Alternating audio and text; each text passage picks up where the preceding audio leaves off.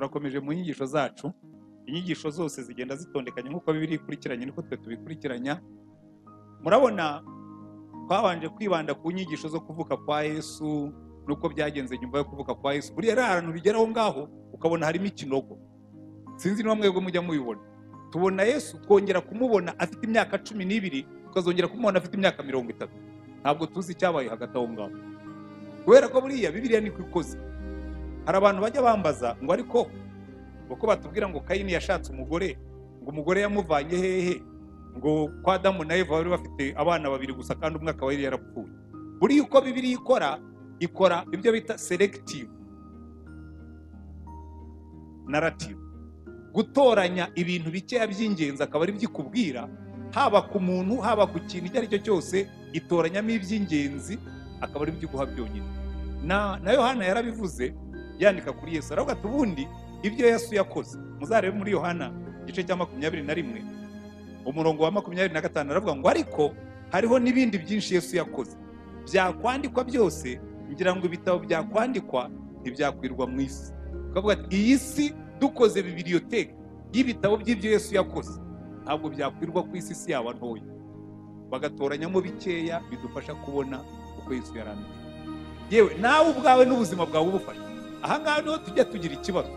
Hari umuntu uza gutanga ubuhamya, yaza kutubwira ubuhamya bw'ukuntu yakije, akabanza akatubwira ukuntu yavutse, akatubwira ukuntu sekuru yitwaga, akatubwira icyo sekuru yakoraga, atubwira uko nyina yorongowe, akatubwira ukuntu se yari ameze, akarondora ibintu byose ko muri service. Twashaka kumva uburyo wakijijwe n'uburyo wahuye na Yesu. Ibyo bya mbere bitubwire mu magambo make. Umuntu tumwe uti navukiye aha naha, umuryango wanjye wari uteye utya, byangizeho izi ngaruka, hanyuma mbaho nya mbona Yesu mu minota 10. Ariko uzarebe hari igihe umuntu aza hano, burya murabizi munyamunyu mba nihana ibyo byaha, ndi mu bantu barambirwa vuba, I'm very impatient, abantu barambirwa vuba mbamo. Hari igihe tuza mu masengero, umuntu tukaba twamutumiye ngo aza twigisha, akaza akatubwira ubwoko bw'ikabutura yambaraga, akatubwira ubwoko bw'ibirayi yariye, akatubwira ibyo ntabwo tubikeneye. Niba warabayeho mu bukene bwinshi si ngombwa kubyagura, natwe abakene tuzi uko babaho.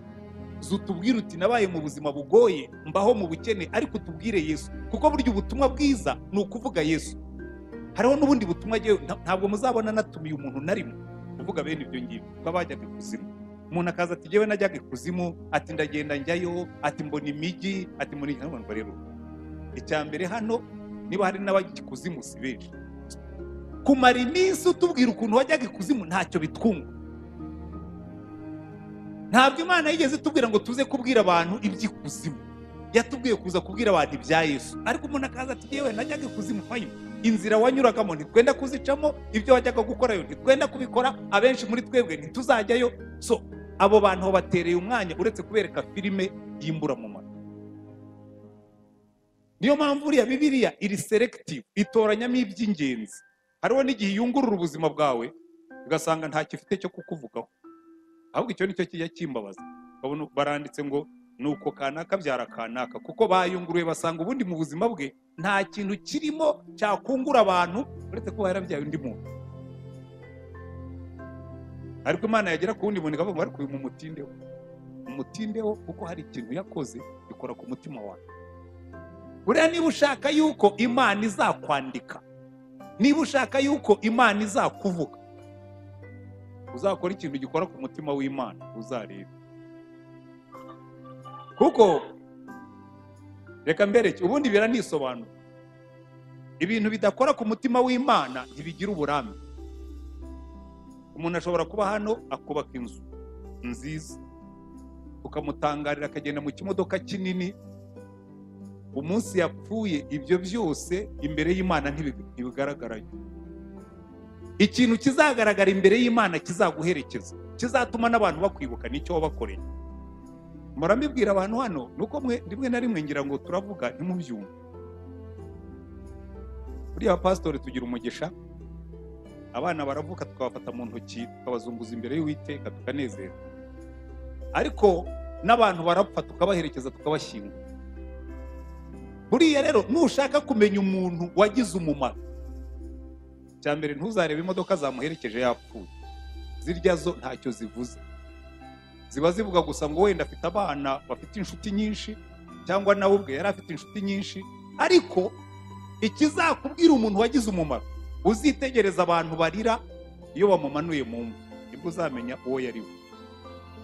Naho ubundi abaza hano kuguherekeza ngo ntukanabizere. Hari abaza kumekinga shuwa ko wapfuye koko. Oya, ibyo mbabwira ni ibintu erega aba bantu turi hano, buriya hari irindi shuri twigamo mwe mutazi. Nigeze kwihagararira hariya hanze, hari umuntu bari dutegereje ngo aze tumushyingure. Abantu bahagaze hariya bahangara ngo urupfu ruragerageza pe, ngo n'akana yapfuye, ngo ariko ngo uzi ko urupfu rutinyuka. Barwa ngewe ngo ntabwo ndizera ko yapfuye, ngo ndabanza ndebe ko mu isanduka ari urimo. Tekereza abantu bakuvuga batyo, baje kuguherekeza kuko wapfuye, ariko ntabwo ari uko bagukunda, ahubwo baje kumekinga shuwa, baje kwiyemeza yuko wapfuye koko. Ikizakubwira umuntu wagize umumaro, uzumve abantu bazamuririra uko banga. Buriya rero niyo mpamvu n'Imana nayo igiye yungurura ibyo twakoze, ikavuga ngo ibyo mutankoreye ntibinde. Reka mbaho urugero ruto, hanyuma twigire kuri text yacu. Pilato yari umwami, aho badusomeye musubireho hahandi muri Luka 3 kugira ngo tugende kwihuta. Luka 3 kuko niho turi bwige uyu munsi. Inyigisho iravuga ngo niba ushaka kugendana na Yesu, haleluya, niba ushaka kugendana na Yesu banza wihane. Niba ushaka kugendana na Yesu banza wihane.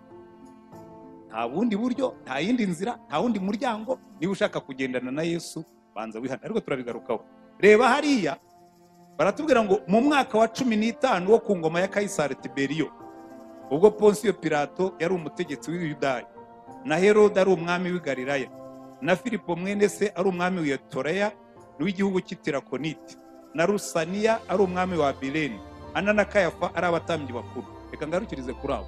Bariya bagabo bose nsomye urumva bari bakomeye. Ni abantu bangahe bitwa ba Pilato muzi?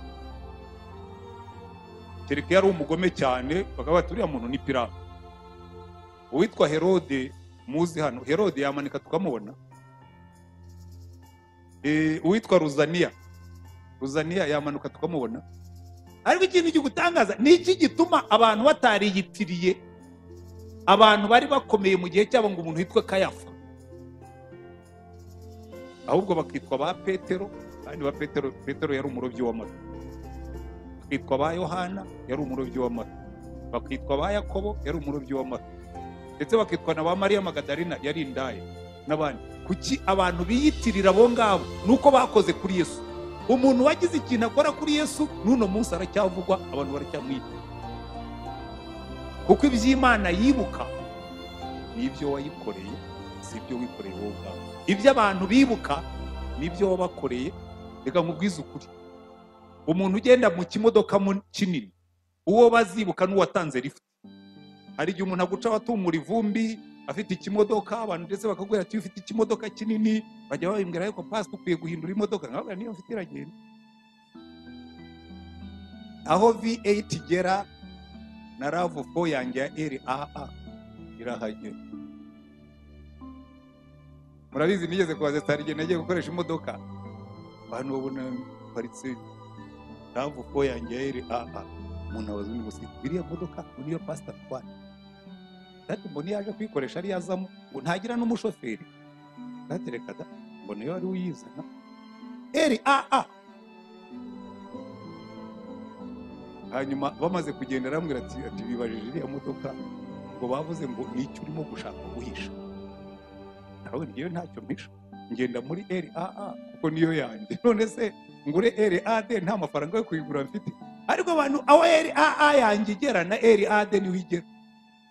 Ikibe kinini kibe gitoya, icyo umuntu azamenya, ntabwo umuntu azigera gushimira ko atwaraga imodoka nini, azibuka gusa ko wigeze kumuha muri.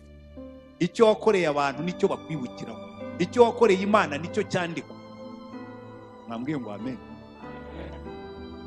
Noneho no mu buzima bwa Yesu hari ibyo basize, ngira ngo bangaga yuko isi yuzura ibitabo, batangira kwandika. Ariko urebe ikintu gishimishije, uyu muntu twigaho uyu munsi nawe afite aho ahurira na Yesu. we ubuzima bwe butandukanye n'ubundi. Kuko Yohana umubatiza, kuko niwe twasomye ibyo yatangiye gukora, Yohana umubatiza we yavutse byaravuzwe kera, yarahanuwe, bamwanditseho. Yesaya yamwanditseho aravuga ngo, murebe hariya aho twasomaga ngo ijwi ry'urangurura mu butayu ngo nimutunganye inzira y'Uwiteka, mugorore inzira ze. Amen. Baravuga ngo azaza kugira ngo abwire abantu uburyo bagendana n'Imana. Noneho bagiye kumuhijwe aravuga ngo nijwi ry'urangurura mu butayu ubwira abantu ngo nimutunganye inzira z'Uwiteka, mugorore inzira ze. Haleluya. Hanyuma n'umuhanuzi Maraki amwandikaho atari yavuga. Maraki arandika aravuga ngo, muri bwani badusomeye imbere ngo, dore nzatuma integuza yanjye, integuza izambanziriza intunganyiriza inzira. Umwami mushaka azaduka mu rusengero rwe, kandi intumwa y'isezerano mwishimana dore ngiraje. Ni ku Uwiteka Nyiringabo avuga. Haleluya. Yohana yaje afite mission yo gutunganya inzira z'Uwiteka. Natwe niba dushaka kugendana na Yesu, tugomba gutega amatwi ibyo yaje avuga kugira ngo tugende kuko burya ikintu cyose iyo kigiye gutangira, Imana ibanza igatanga gahunda y'uburyo kizakorwa. Murabizi n'abakora amamashini, iyo bamaze gukora imodoka cyangwa bamaze gukora televiziyo cyangwa n'ikindi cyuma cyose, kiza gifite agatabo kagiherekeza kaza mbere kakubwira ngo iki cyuma nuko kizagenda. Haleluya. Na Yesu agiye kuza, Imana yohereje integuza izivuga ngo uyu mwamuje dore uko muzagendana nawe. Amen. Uri ikibazo dufite, nzahora mbisubiramo, ndi umupastori, nambaye kola, nambaye ikanzu, nambaye na red y'ubukanoni, ibi nzahora mbisubiramo. Ikibazo nuko uko Yesu yatubwiye siko twabikoze. Mwinjirira mu muryango utari wo. Abenshi muri mwebwe mwicaye hano mwinjiriye mu muryango w'iruhande. Umuntu aragenda agafata agahinja kakanzanira. Mujye mureka mbibabwire, si ukwanga ko mubikora. Uragenda ugafata agahinja kakanzanira, nkakabatiza kantera imigeri karira katabishaka, ukarahira yuko uzakarera gikristo. Ntubikore. Umwishingiza, ariko abantu mwishingira ndabubaha. Wari wishingira umuntu muri banki, cyangwa uzi uko bigenda. Iyo wishingiye umuntu muri banki ntiyishyure, ni wowe bibazwa. Ingwate wamuhaye niyo bateza. None muraza mukishingira umuntu ngo nzamwimurira Satani, nawe yarakunaniye, none wishingiye undi. Abure hari ibintu byinshi, nyamara mushatse mwajya mubitekerezaho, kuko umuryango winjira muri Yesu ntabwo ari amazi. Ndaza kubibereka mu mwana, mu nyigisho turimo kwiga. Umuryango winjira muri Yesu, Yohana wamubanjirije, twavuga ngo ni ka gatabo kazana n'imashini kayiherekeje kababwira uko ikora. Yatangiye abwira abantu ngo mwihane, mugorore inzira zanyu. Haleluya. Nawe twebwe ugafata umuntu ukamubatiza, mukanywa fanta cyangwa mukanywa byeri, biterwa n'iby'iwanyu munywa, mwarangiza ngo uyu munsi umuntu yabaye umukristo. Agakura ari umupagani kuko aba mu rugo rutanasenga. Agakura ari umupagani kuko aba mu rugo rutanasoma Bibiliya. Agakura ari umupagani kuko aba mu rugo narwo ubwarwo rutabayeho. Twararangije kumwita umukristo. Mwarangiza mukibaza ngo kuki ubukristo bumeze nabi? Bumeze nabi kuko twinjiriye mu muryango utari wo. Kandi icyo cyose nzareka kukivuga, kuko ningera mu ijuru nicyo bazambaza. Ntabwo Yohana yaje arya indimi ngo azafite indimi ebyiri ngo avuge ngo icyakora ubwo ngiye kubwira Herode ngo ndamubwira neza, ngo kugira ngo yaraje aramubwira ati mva uriya mugore ufite si uwawe, urakare cyangwa we kurakare kuri mugore su. Namwe mbabwire iriya nzira mwanyuzemo, niba udafite Yesu, niba utarabanje kwihana, uyu munsi usubira inyuma wanze uko sore ibyo ibitaragenze neza, kuko umuryango winjiriyemo si wo. Umuryango w'idini si wo. Hano harazi yewe ndi umwangilikani w'umwimerere, umwangilikani w'umwimerere. Urimo urarwana n'umugore, umwangilikani w'umwimerere. Mu kazi uri igisambo, umwangilikani w'umwimerere. Mu baturanyi uri igicurikira imbuzi, umwangilikani w'umwimerere. Abanyabinyoma uri mubi imbere, umwangilikani. Idini nta kizatumarira. muraza kubibona mu nyigisho Yohana yatangiye yigisha, inyigisho ikaza cyane.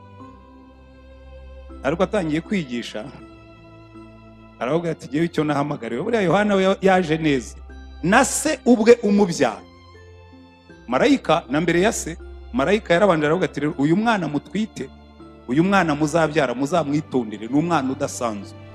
Reka tubanze turebe ubuzima bwa Yohana, hanyuma twihute turebe n'ubutumwa yaje yigisha.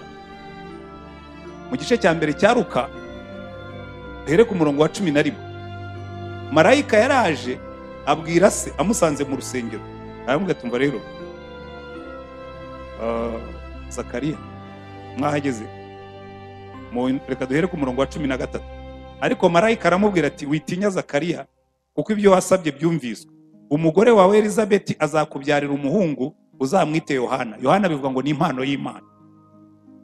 Azakubera umunezero n'ibyishimo, kandi benshi bazanezerwa kuvuka kwe, kuko azaba mukuru imbere y'Umwami Imana. Ntazanywa vino cyangwa igisindisha cyose, kandi azuzuzwa umwuka wera ahereye akiva mu nda ya nyina. Benshi mu Bisirayeli azabahindurira ku Mwami Imana yabo, azagendera imbere yayo mu mwuka n'ubuhamya n'ububasha bwa Eliya. Azasanganya imitima ya base n'iy'abana n'abatumvira Imana. Azabayobora mu bwenge bw'abakiranutsi, ngo ategure ubwoko bwatunganirijwe Umwami Imana. Urumva, na mbere y'uko avuka, destiny ye, umuhamagaro we, impamvu yo kubaho kwe yari yaranditswe. Haleluya. Na se amaze kuvuka, muribuka yuko Zakariya, kandi bwe birumvikana, Zakariya yari umusaza n'umukecuru wenyine, yari umukecuru. Hanyuma aramubwira ati se marayika, ibyo umbwira nibi? Urambwira ko ngewe mu busaza bwanjye n'umugore wanjye w'umukecuru utakijya no mu mihango y'abakobwa tuzabyara umwana bivuye hehe? Niyo mpamvu yavutse yitwa Yohana, ni impano y'Imana, it's a gift from God. Kandi n'abandi bana bose tubona ni impano y'Imana. Ndaje mbivugeho twihuta. Hanyuma aramubwira ati uyu mwana muzamurere neza, ntazanywe ibisindisha, kuko kuva mu buto bwe afite umuhamagaro. Abacu bo hari igihe usanga umubyeyi amureresha inzoga, muri mwe harababaye mu cyaro. Umugore akagenda yagiye kuvumba ahantu, bakamuha agasoma, akana gahetse mu mugongo, agafata umuheha ku mutwe, agakurura akawuzuza urwagwa, agashyira ku munwa w'akana nako kakagotomera. Abantu bazaba basinze ngo bazize iki? Ariko umuntu aricara akamwabye iwe mu rugo, akana ke kangana nka tura twohereje muri Sunday school, kaza kamuhagarara iruhande, ngo umwana akamuha ku kirahure agasoma. Yazaba umusinzi ngo umuhamagaro akivuka. Ukurera abana bawe niko bazamera. Umwana yigeze guhagarara hano, se yapfuye, dore Serge yarira ati papa yatwigishije ibintu byinshi, ati yatujyanaga mu kabyiniro, ndareba ko gatindika kabyiniro, se waraza umwana wawe? Yatujyanaga mu kabyiniro, bose naba mu kabyiniro muzamurenganya, ko ari bwo buhamya se wamusi. Yaravutse asanga ukubita nyina, se nabo murwanyi uzamurenganya. Yaravutse asanga iwabo hahora amahane, iwabo havuga induru, bose nabo muvuza nduru uzamurenganya. Ariko Yohana, Imana ibwira Zakariya ngo uyu mwana muzitondera uburyo muzamurera, ntazanywe ibisindisha, kuko azaba umukozi w'Imana. Arangije na se we yarabizirikanye, nubwo marayika yahise amubwira ngo genda Gaburiyeli uhagarara imbere y'Imana, ntawe ujya yashidikanya ibyo navuze, urabikirage kugeza igihe aho urabana n'ubumuga bwo kutavuga, birage ntibikibaho. Kugira ntabwo ari byo, ibyo ni Ikinyarwanda. Urabikirage kugeza igihe uyu mwana azavuka. Umwana yavutse bagiye kumwita izina, bayoboye ukuntu bamwita, ngo Zakariya aravuga ati ni mu rubaho nandikeho, yandikaho ngo azitwa Yohana, kuko marayika niko yari yaramubwiye. Ururimi rwe ruhita rugobodoka, ahita amuvugaho amagambo akomeye cyane. Reka nyasome mwumve muri icyo gice cya mbere ku murongo wa 76. Aravuga ngo kandi nawe mwana uzitwa umuhanuzi w'isumba byose, kuko uzabanziriza umwami ngo utunganye inzira ze, no kumenyesha abantu b'iby'agakiza ko ari ukubabarirwa ibyaha byabo, kubw'umutima w'imbabazi z'Imana yacu, niwe uzatuma umuseke udutambikira uvuye mu ijuru, ukamurikira abicaye mu mwijima no mu gicucu cy'urupfu, no kuyobora ibirenge byacu mu nzira y'amahoro. Haleluya. Inzira y'agakiza. Aramubwira ati we mwana, ikintu Imana iguhamagariye ni ukuzereka abantu inzira nyanzira, ni ukuzereka abantu inzira y'agakiza. Ntabwo ari ukubereka inzira y'idini, ntabwo ari ukubereka inzira y'urusengero, uzabereka inzira y'agakiza, uzabanziriza umwami Imana. Haleluya.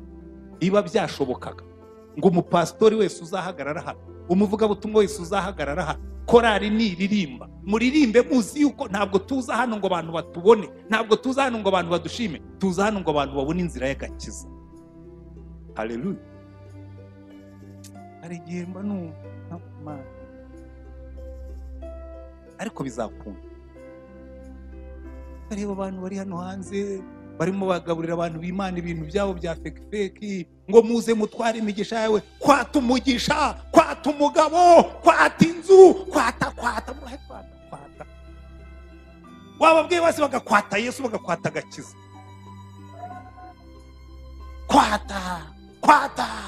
Kwata yewe, kwata. Aho ni mukwate.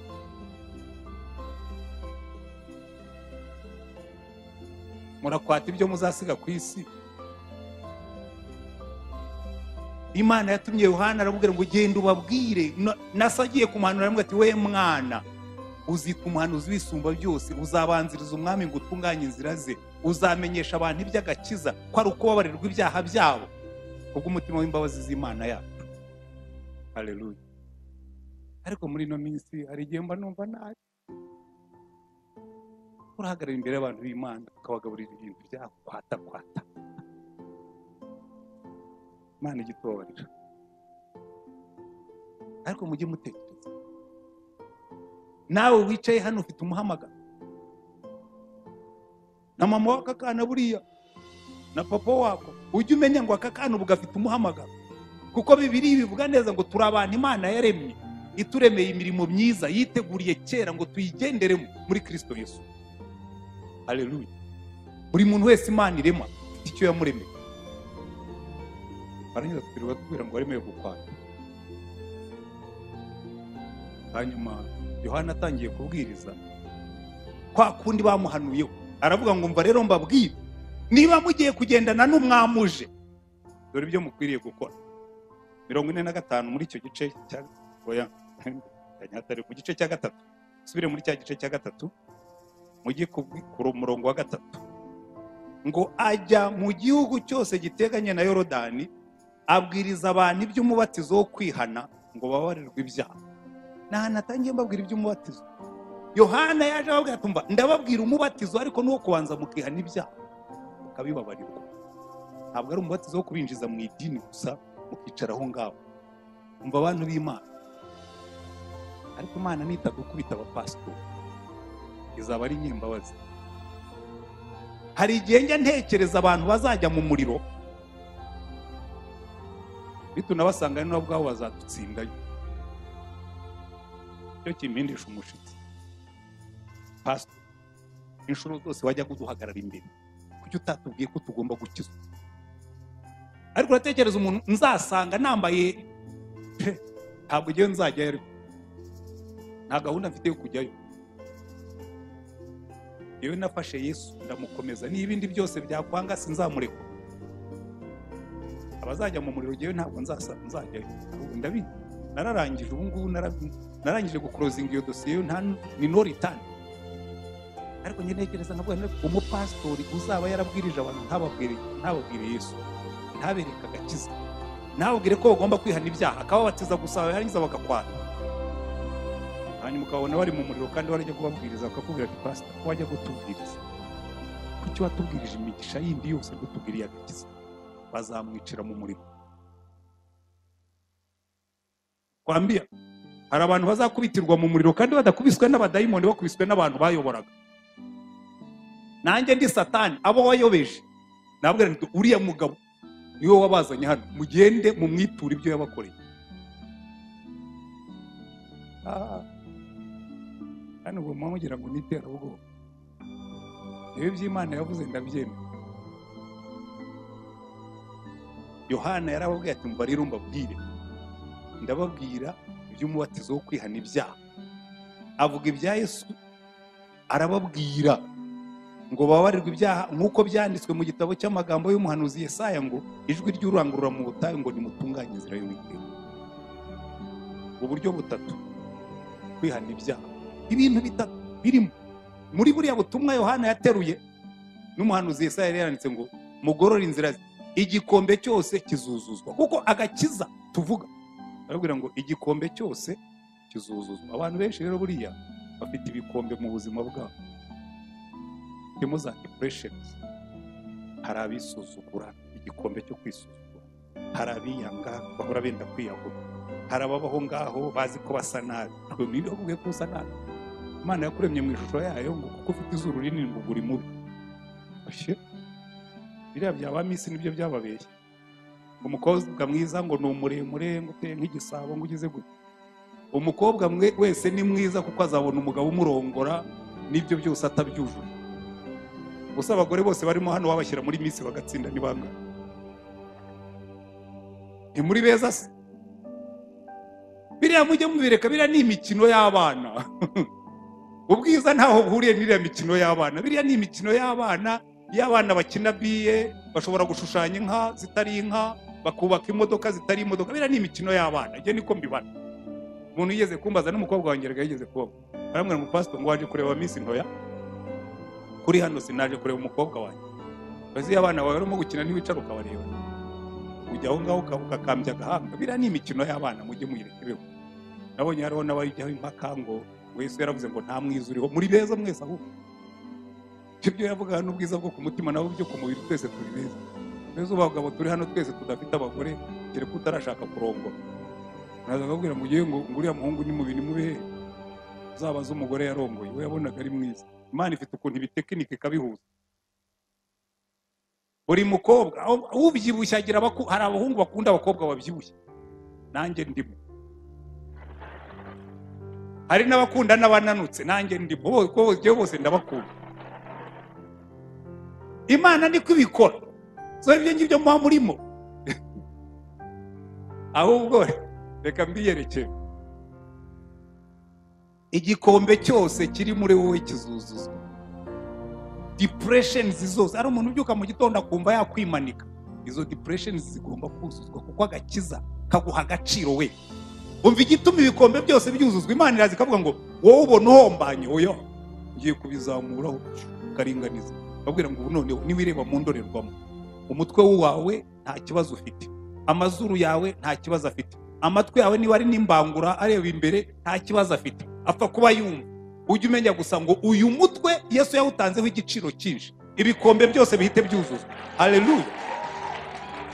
Iyo rero niyo nzira y'agakiza. Ibikombe byose bikuzuzwa, ukajya ugenda mu nzira bakubwira ngo ariko kuri mugufi utimpa kuba ngenda ndiho ariko ndeshya se. Uziko buriya nabonye ikibazo kiba mu bantu abarebare baheta ibitugu ngo barebe ko bareshya natwe. Hari abantu bajya kundamutsa nkabona barimo araca bugufi ariko wagumye ukaresha ukureshya akuramutsa nkagera kunda ko nta kibazo. Abagufi nabo ukabona arashaka kwisumbukuruza, byubona abakobwa bamwe bambara inkweto zireshya n'imigina akagenda wese ko wabaye muremure noneho nareba ku birenge ngasanga yisunze umugina ariko n'imfizi ngufi ngo niko zibigenza. Iyi ni wayemera ukuri. Ibikombe byose bizuzuzwa. Reka twihute. Arababwira ngo noneho ngo kandi ngo n'imisozi yose n'udusozi bizaringanizwa. Hari abantu bafite imisozi dari yindi barwara ku birenge ariko hari abantu usanga bagangaraye, arakijijwe ariko afite umusozi, aragangaraye, afite arrogance, afite kwiyemera, afite kwirata, afite ku Imana ikavuga ngo ibyo nabyo tuzabiringaniza. Amen.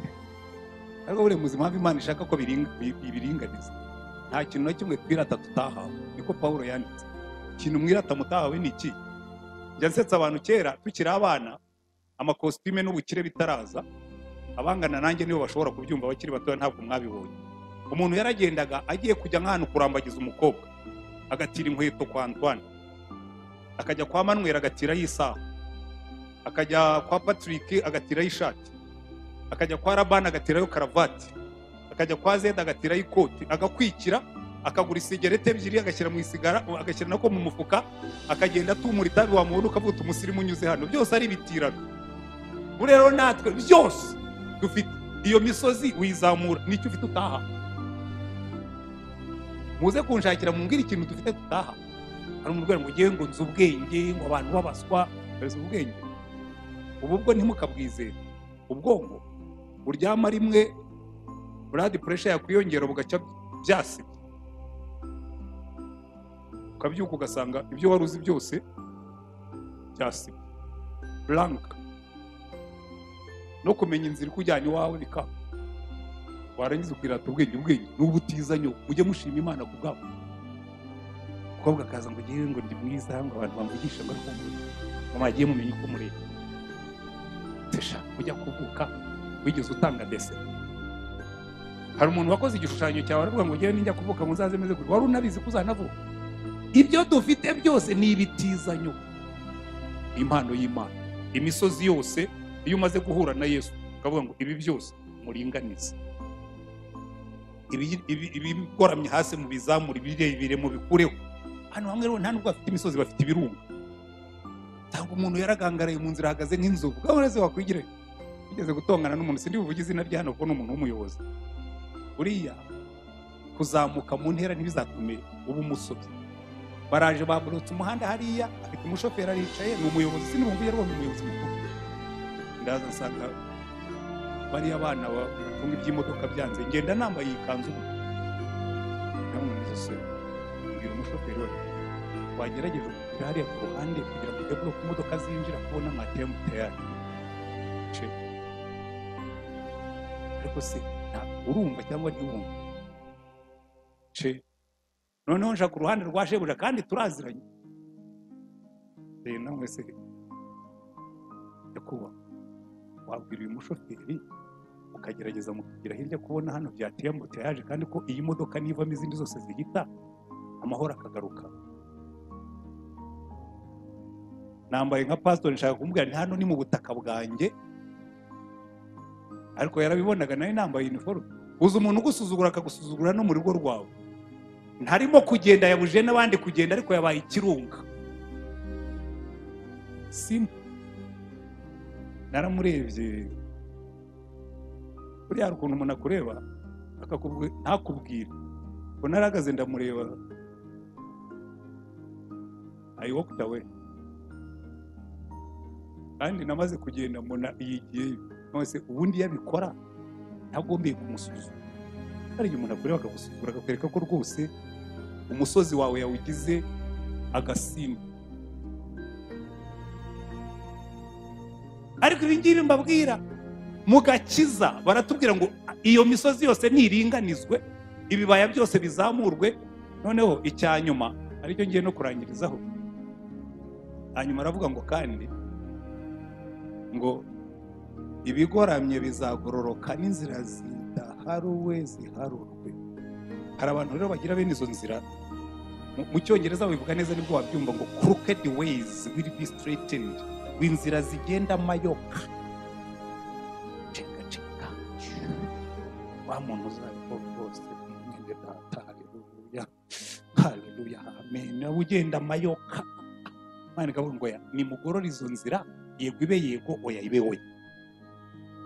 Byoroshye gutyo, wigenda mayoka. Crooked ways mu gakiza izo zatumaze. Crooked ways. Aka gakiza tuvuga ibyo Yohana yaje kwigisha, aravuga ngo crooked ways, izo nzira z'amacenga. Umugabo aragenda akirirwa mu manyanga, akirirwa mu bagore, yarangiza telefone sinakubwira akajyamo agakirininga agasiba agashyiramo amakode ngo hatazagira n'umenya ibyo arimo. Ariko se ubwo uracenganye udashobora gucenga Imana. Erega n'abagore nabo namwe murabikorerwa muri kino gihe. Abantu bose bafite inzira z'amacenga, bize kugenda mayoka. Hari umurekiteri twagiraga kera akavuga ngo sinjya nuzura n'abantu bagenda bazigizaga. Bamwe bagenda mayoka nyine. Ngo ngewe ngendera umurongo urugororotse, ngo iyo duhuriye mu nguni ndabagonga. Kandi koko yagendaga straight. Iyo yabaga yagukubise, ubwo discipline yawe yabaga yarangiye, ntabwo yajyaga akuraho amanota. Yigeze kuntera umugere mu seminari twebwe twigaga ku behavinga, kwitwara neza. Nza muri koridoro ubu nk'umwaterete nyine, nakundaga kwiruka. Nza muri koridoro nduhira ariko nihuta nk'umuyaga. arimo kwisomera breviaire yagendaga ameze gutya asoma breviaire ndamugonga, namwinjiyemo ndamugonga, ndamufata ndakomeza, nawe aramfata arakomeza, arabanza arazanzamuka arandeba yigira inyuma ntera umugeri yikomereza breviaire. Noneho nimugoroba njya gusaba imbabazi, arambwira yakundaga kuvuga gutya, hariya Rutayisire wagize ute? Nyakubahwa rwose recteur, nigeze kukugonga muri corridor usoma breviaire. Niwe nateye umugeri. Ngubwo twe twabirangije, ngo buriya nagukosoye ngo isubirire mu ishuri ujye kwiga. We yagendaga rinye droite by'abagenda mahira y'amayoka, no kandi ayo mahira y'amayoka twari tuyamenyere mu seminari, shoboraga kugenda bakazakwirukana utazi n'icyo wazize. We rero yagenderaga umurongo kandi yari umunyakuri. Inzira zigoramye ni muzigorore. Abantu mubeshya mukabeshya n'Imana, baba we sindi buvuge izina ry'umuntu. Buri cyagiye twitangaga twubaka urusengero, umuntu aragenza akoze pledge, abantu bagiye kumwishyuza baratongana, ndagenda ndamwibariza, ariko se ko buriya nari ndimo gutera abantu umwete, urabeshya? Ujye ureka kudutera umwete ubeshya, ujye uvuga ibyo ushobora gukora, ibyo utazakora kudutera umwete ubeshya bireke. Ntabwo ari hano ndabizi, niyo mpamvu urwo rugero ndutanga, ariko icyo nenda kukubwira, ariko n'abandi mwarabikoze. Ejo bundi twari mu nama tureba abantu mwakoze pledge mutubahirije zigera muri miliyoni 40 ngayo mwarazitanze, ubu ntituba tukihungiza. Mukabeshya Imana, hano mujye ngaho mukarimanganya, Imana ikavuga ngo ibyo bigoramye byose ni mu bigorore.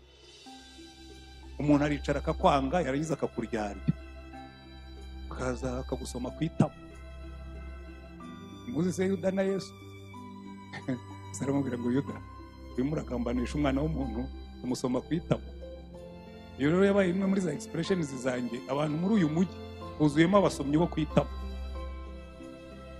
yenda akakubeshyera akakugambanira akagira gute, arangiza akagusoma kwitamo. Yesu ashimwe mwene data, wamvuze tikuraga kuko ari byo uvuga ku mutima kandi ko ariho Imana ireba.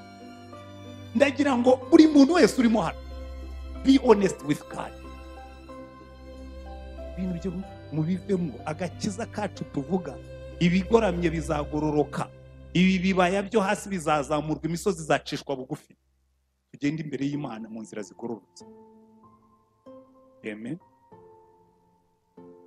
Ariko Yohana kuko yashakaga kubibashyirira mu mvugo yumvikana, baraza baramubwira ati se, arababwiye ngo yabonye waje kubatizwa.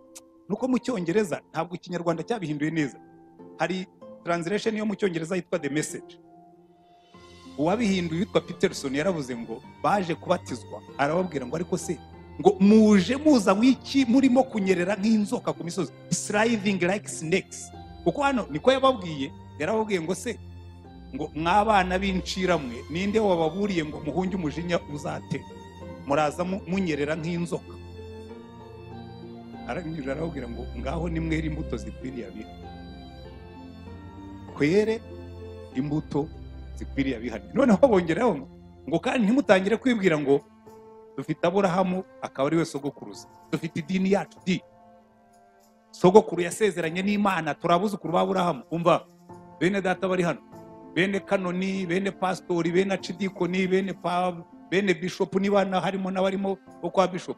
Imana igira abana, igira abuzukuru, nta gakiza urumva di uko abuzukuru ba kanoni.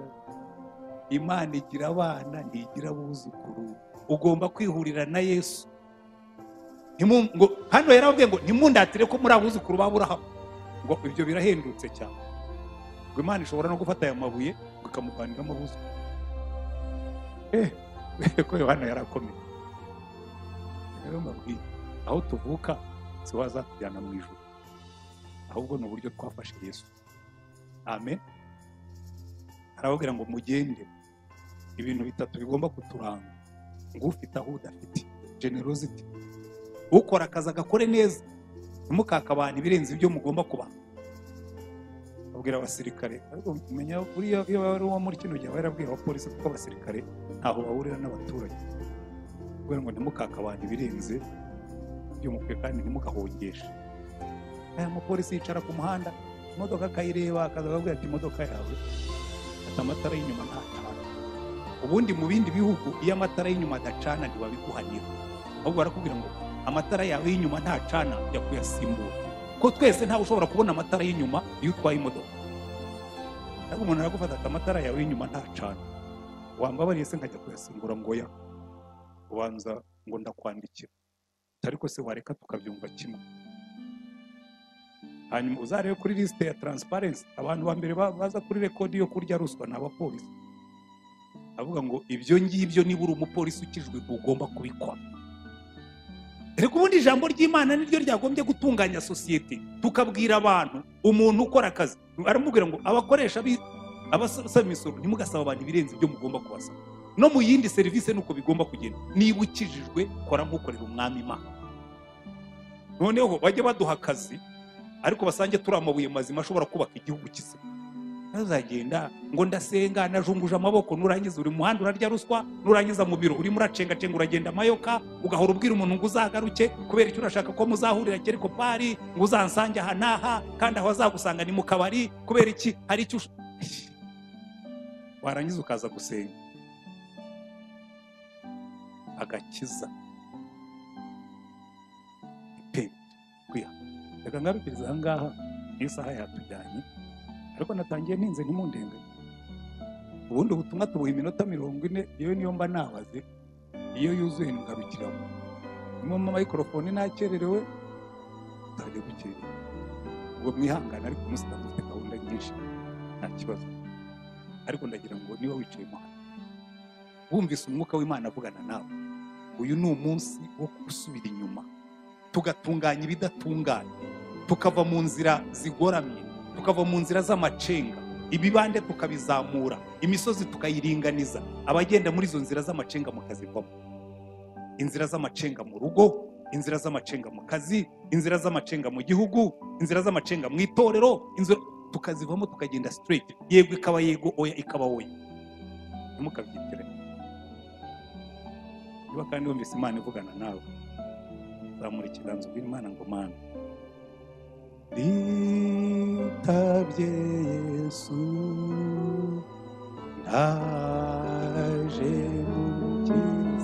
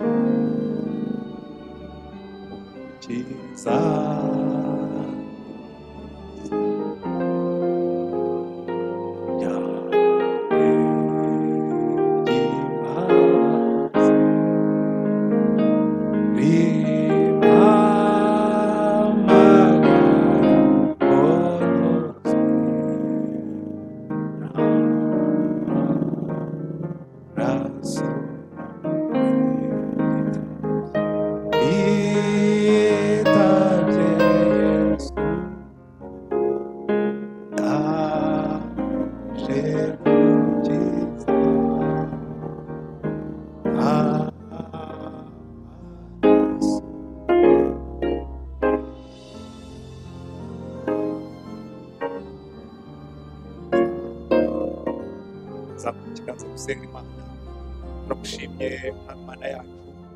Nta cyiza na kimwe gishobora kutugirira akamaro waduhishe mu ijambo ryawe. Byose warabisobanuye, uratubwira ngo reka imibande yose ahamanutse, ahari hasi, ahitse mu buzima bwacu hazamurwe kubera agaciro waduhaye ku bwa Yesu. Reka hishyira hejuru hakomeye, utwibutse yuko ibyo dufite byose ari impano yawe, ariho kwirishima ugakirwa hejuru, twe tugaca binganiza inzira zacu. Kandi abagenda amayira ayobayoba, abagenda amayira yiyobagiza, abagenda amayira y'ibinyoma, abagenda amayira y'amanyanga, abagenda amayira y'ubwambuzi, abagenda amayira ya ruswa, abagenda amayira y'ubusambanyi kandi barashatse, reka uyu munsi ibyo byose bishyirweho iherezo. Imbaraga zawe zimanukira aha hantu, tugende tugororotse, tugende tubwirana ukuri, tugendera mu kuri, dufatanya mu kuri, dukora iby'ukuri, tuvuga iby'ukuri, ukuri aba ariko kuturanga. Reka imbaraga z'agakiza kawe zikorera hagati muri twebwe Mana. Urebe ibiganza bizamutse imbere yawe kuri uyu munsi, utweze, udutunganye, kandi nurangiza utwambike imbaraga kugira ngo izo nzira ntituzazisubiremo. Igaragaze nk'Imana wiheshe icyubahiro natwe mu izina rya Mwami wacu Yesu Kristo. Amen.